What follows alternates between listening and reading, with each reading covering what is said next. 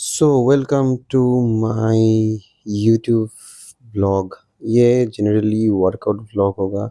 तो बहुत दिनों बाद फाइनली मौका मिला कि यूट्यूब में थोड़ा सा वीडियो बनाऊं कि मैं जो वर्कआउट कर रहा हूँ मैं आप सभी के साथ शेयर करूँगा। तो आज का सेशन है चेस्ट एंड शोल्डर। तो फर्स्ट मैं कर रहा हूँ केबल लेटरल राइजेस, क्योंकि आप सभी को पता है कि मेरे शोल्डर में इंजरी है। तो मैं केबल प्रेफर करता हूँ।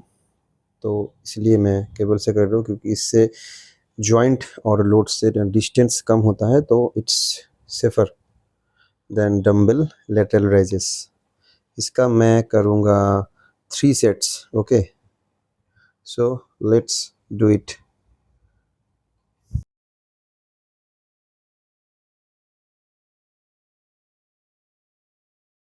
तो ये रहा second set. So second set में मैं थोड़ा सा वेट इंक्रीज करूँगा 5 kg।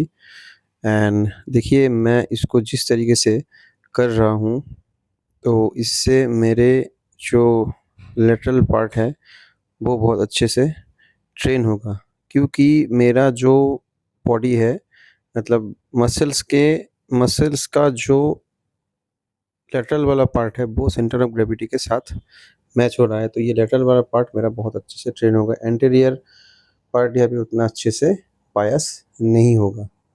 ठीक है। सो आप देखो मैं कंट्रोल्ड वे में इसको कर रहा हूँ, नो झटका, एकदम easy way, controlled.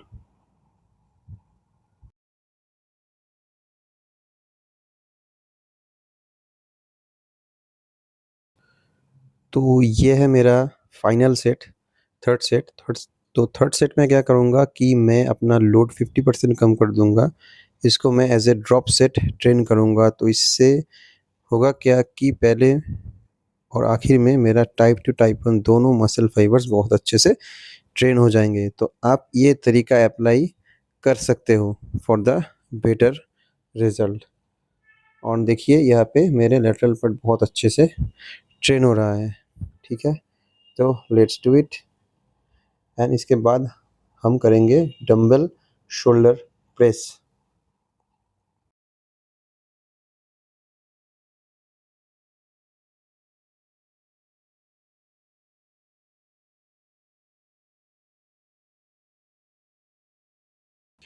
So drop set पे मैंने इसके बहुत सारे रेपिटेशंस मार दिए।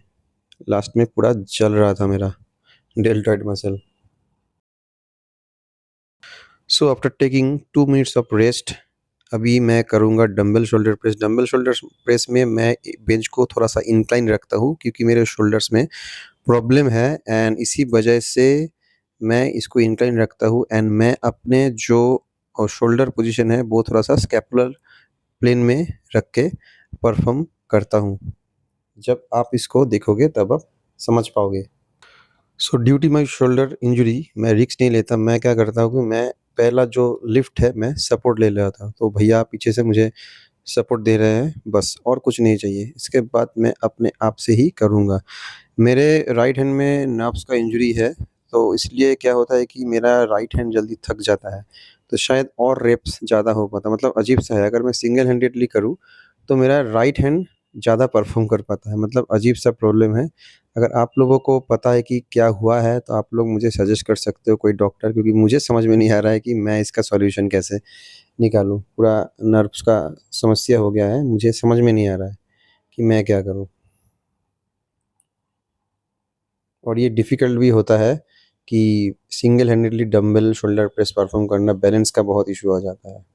ये रहा सेकंड सेट। तो पहला टॉप सेट था जो मैंने 30 से मारा, और ये है सेकंड सेट जो मैं थोड़ा सा बैक ऑफ सेट करूँगा, मतलब 20% लोड में कम कर दूँगा। तो आप सोचो कि 27.5 से मैं कर रहा हूँ, इससे ज़्यादा कम मैं नहीं करूँगा। तो इससे अच्छे मेरे रेप्स आ गए, लगभग 12-13 रेपिटेशंस आए होंगे, आई डोंट नो। क्योंकि मैं बाद में ये रिकॉर्ड कर रहा हूँ, क्योंकि जिम में इतना ज़ोर से म्यूज़िक बजता है कि कॉपीराइट का इशू आ जाएगा, तो अभी मुझे करना पड़ रहा है। तो आप देखो मैं कैसे कर रहा हूँ स्कैपुलर प्लेन में। तो ये हो गया डन।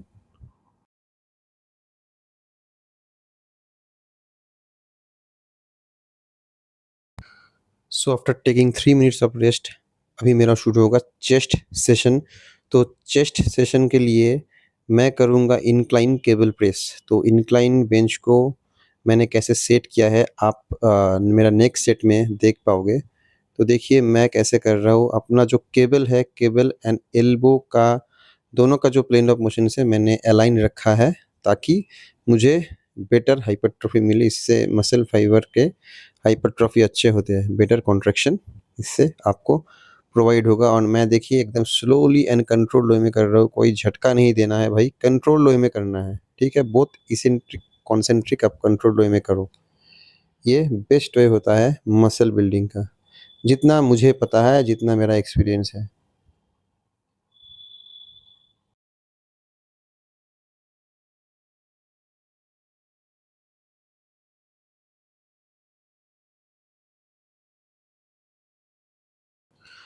तो ये रहा सेकंड सेट। तो सेकंड सेट में मैंने 5 केजी इंक्रीज़ किया है, 25-25 लगा के कर रहा था, अभी 30। तो आप देखो मैंने जो इंक्लाइन बेंच है वो बहुत पास मैंने सेट किया है, जो फंक्शनल ट्रेनर है।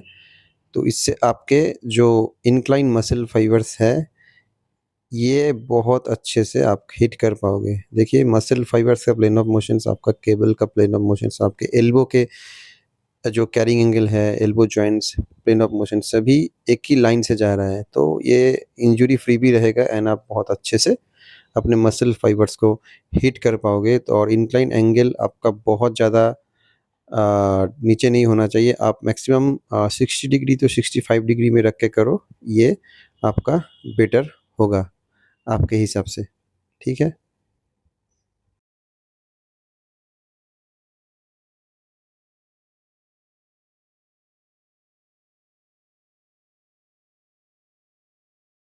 तो ये रहा लास्ट सेट। लास्ट सेट में मैंने वेट इंक्रीज़ नहीं किया, क्योंकि 35 में मेरा फेल्योर आ रहा था, 12-13 में ही, और उसके बाद मेरा पोस्चर ख़राब हो रहा था। तो यही मेरा फेल्योर रहेगा। मैं कोशिश करूँगा कि नेक्स्ट एक 1-2 वीक में मैं इसको बढ़ाने का कोशिश करूँ। तो आप इसमें देख सकते हो कि कितने अच्छे से मेरे जो फाइबर्स है वो यहाँ पे हिट हो रहा है। तो फ़िलहाल मैं बहुत कटिंग्स में था, इसलिए आप मेरा पुराने फ़ोटोज़ देखोगे तो पूरे six packs, abs and sides के सब मसल्स दिख रहे थे। बट अभी थोड़ा-सा आपको नहीं दिखेंगे ये सब, क्योंकि थोड़ा-सा मैंने बल्किंग शुरू किया है, थोड़ा-सा कार्ब्स मैंने लोडिंग शुरू किया है। देखते हैं कितना तक मैं जा पाता हूँ, बट कोशिश यही रहेगा कि मैं लीन बल्किंग करूँ, बहुत ज़्यादा फैट गेन ना करूँ। So let's move to our next exercise. So next exercise रहेगा हमारा मशीन में इंक्लाइन प्रेस। मशीन में मैं इसीलिए करता हूँ कि मुझे एक स्टेबिलिटी अच्छा मिलता है, बट प्रॉब्लम ये होता है कि मशीन में एक फिक्स्ड पाथ होता है। तो ये एक थोड़ा-सा प्रॉब्लम है जिनको बहुत इंजरी है रिस्ट में या फिर एल्बो में, बट हाइपरट्रॉफी स्टेबिलिटी के लिए ये बहुत अच्छा है। आपका मसल माइंड कनेक्शन बहुत अच्छा बनता है। तो इसमें भी वही बात है कि मुझे थोड़ा-सा लिप में मदद चाहिए होता है, क्योंकि मेरे जो शोल्डर में थोड़ा-सा प्रॉब्लम है इसके वजह से। तो इसमें भी मैं करूँगा 2 सेट,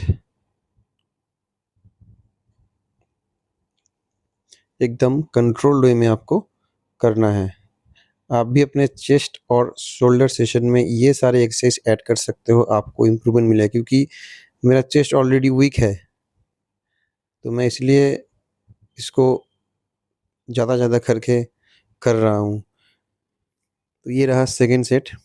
तो सेकंड सेट में मैंने वेट ड्रॉप किया है, क्योंकि एक टॉप सेट करूँगा और एक बैक ऑफ सेट करूँगा, जिसमें मेरा 20% वेट कम होगा, ताकि मैं टाइप 1 टाइप 2 दोनों मसल फाइबर्स को अच्छे से ट्रेन कर सकूँ, क्योंकि मेरा चेस्ट मसल वीक है। तो मुझे इसको और हाइपरट्रोफी देना है, इसके ऊपर मुझे और ज़्यादा मेहनत करना है। और चेस्ट मसल जब अच्छा होता है तब आपका बॉडी में एक फुलनेस दिखता है, एंड ऑल्सो शोल्डर, आपका चेस्ट और शोल्डर अच्छा रहेगा तो आपका बॉडी में एक फुलनेस दिखता है। So let's see how many reps I can perform. अभी तो मैं भूल गया मैं कितना रेप्स किया था, क्योंकि अभी रिकॉर्डिंग बाद में हो रहा है। आप लोग काउंट कर लेना कितना हो रहा है। सो ये हो गया ख़त्म। तो अभी करेंगे cable cross high to low. आपके जो लोअर पेक फाइबर्स है उसको बायस करने के लिए ये one of the best exercise है। आप कितना भी डिक्लाइन बेंच में कर लो, डिक्लाइन बेंच प्रेस कर लो, डिक्लाइन डंबल प्रेस कर लो, but this is one of the best exercise cable में। और मैंने स्टेबिलिटी के लिए पीछे बेंच रखा है, ताकि क्या होता है कि हेवी वेट की वजह से बॉडी पीछे खींचता है, ताकि मेरा बॉडी पीछे ना खींचे एंड मैं अपना प्रॉपर फोकस एक्सरसाइज में कर पाऊँ, ना कि बैलेंस बनाने में बॉडी का। तो आपको बिल्कुल इसको ऐसे करना है, ज़्यादा ऊपर हाथ को मत लेके जाइए, कोई फ़ायदा नहीं है। 90 डिग्री का ये एंगल मेंटेन रखिए, 90 डिग्री एंगल तक ही आपके जो मसल फाइबर्स है उसका फोर्स कैरिंग कैपेसिटी सबसे ज़्यादा होता है, उसके बाद लूज़ हो जाता है फोर्स कैरिंग कैपेसिटी। तो इतना तक रखिए। ये शोल्डर फ्रेंडली भी होता है एंड इफेक्टिव भी होता है। देखिए इसको भी कंट्रोल वे में करना है। एक चीज़ का ध्यान रखिएगा कि बाइसेप्स को चेस्ट के पास लाइए, ना कि जो आपने ग्रिप पकड़ा है उसको एक दूसरे के साथ जोड़ना है। बहुत लोगों को मैं देखता हूँ कि उसको एक दूसरे के साथ जुड़ने लगता है, ऐसा मत कीजिए। आपके बाइसेप्स मसल्स को चेस्ट के पास लेके आइए।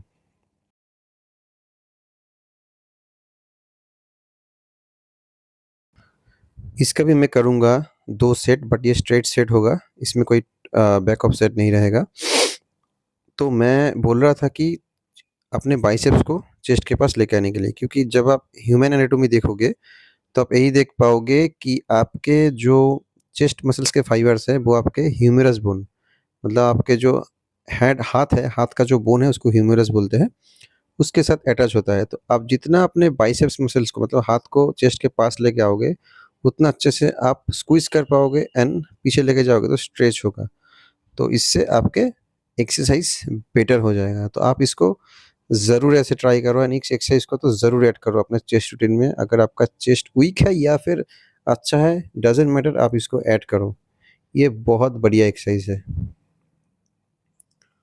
सो देखते हैं कितना होता है। बस हो गया मेरा हालत टाइट।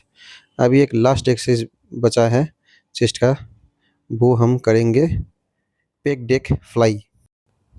सो ये फाइनल वर्कआउट होगा जिसमें मैं मेरे इंक्लाइन चेस्ट फाइबर्स को मेनली बायस करना चाहता हूँ। तो पेक डेक फ्लाई में मैं क्या करता हूँ कि मैं अपने फोरआर्म्स में जो ग्रिप है उसको मैं लेता हूँ। इससे क्या होता है कि शोल्डर जॉइंट से मेरा लोड का डिस्टेंस कम हो जाता है, तो ये मेरे लिए शोल्डर फ्रेंडली हो जाता है, क्योंकि वही बात की शोल्डर में मुझे थोड़ा प्रॉब्लम है।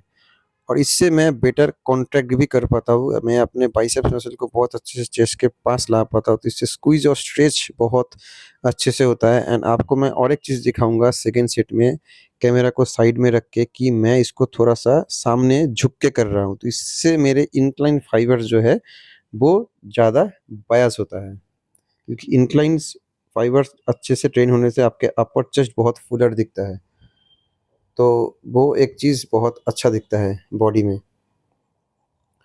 सो ये रहा सेकंड सेट। तो सेकंड सेट में आप देख पाओगे कि मैं कैसे परफॉर्म कर रहा हूँ। इसको मैंने ले लिया अपना ग्रिप, और फिर देखो मैं बॉडी को थोड़ा सा सामने झुकाऊंगा, थोड़ा सा, देखा मैंने थोड़ा सा सामने झुकाया हल्का सा, एंड फिर मैं इसको परफॉर्म करूँगा। तो इससे मेरे इंक्लाइन जो फाइबर्स है वो बहुत अच्छे से बायस हो जाएंगे। मुझे पता नहीं मैंने कितना रेप्स किया, डोंट नो, लेट्स सी, आप लोग काउंट करो। सो फाइनली आज का वर्कआउट हुआ ख़त्म। अभी थोड़ा करेंगे पोजिंग, तो चलिए पोजिंग करते हैं। तो पोजिंग प्रैक्टिस करना एक बहुत ही नेसेसरी वर्क होता है। As a athlete, as a body builder, आपको पोजिंग डेली प्रैक्टिस करना चाहिए, क्योंकि आप जितना भी अच्छे मसल्स बना लो, अगर आपको पोजिंग ठीक से नहीं आता, आपको मसल्स शो करना ठीक से नहीं आता, तो कोई फ़ायदा नहीं। आप अपने बड़ा-बड़ा मसल बना के भी अगर आपने ठीक से शो नहीं कर पाया तो कोई फ़ायदा नहीं। तो अच्छा ही दिख रहा है, शोल्डर्स के थोड़े से फाइबर्स दिख रहे हैं और चेस्ट का भी अच्छा ही लग रहा है। आप लोग बोलो कैसा लग रहा है? मुझे तो पहले से थोड़ा-सा इम्प्रूवमेंट लग रहा है, अच्छा ही लग रहा है। और ये धूप की वजह से और मेरा कैमरा क्वालिटी भी उतना अच्छा नहीं है, तो आपको शायद उतना अच्छे से नहीं दिखेंगे। जब एक आईफ़ोन खरीदूँगा अच्छा वाला, तब शायद होगा। आप लोग फ़ॉलो करो, सपोर्ट करो। आप सभी की वजह से ही एक शायद आईफ़ोन खरीद पाऊँगा, तब थोड़ा अच्छे क्वालिटी के वीडियो दे पाऊँगा। तो फ़िलहाल ठीक ही लग रहा है। तो इसमें मैंने अपने शोल्डर्स और चेस्ट का पोज़िंग किया है। मैंने वैसे तो फुल बॉडी का ही पोज़िंग मैंने किया है। ये रहा, थोड़ा-सा मैन फिजिंग का भी पोज़िंग कर लिया। सो आज के लिए इतना ही, मिलते हैं नेक्स्ट किसी वर्कआउट व्लॉग के साथ।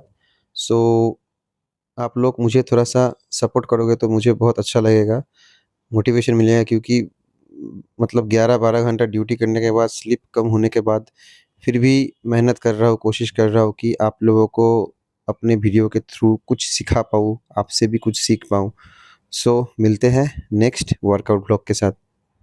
सो मेरे इस चैनल को ज़रूर सब्सक्राइब कीजिएगा एंड लाइक, फॉलो जो भी हो, लाइक, शेयर सब कुछ कीजिएगा। Thank you.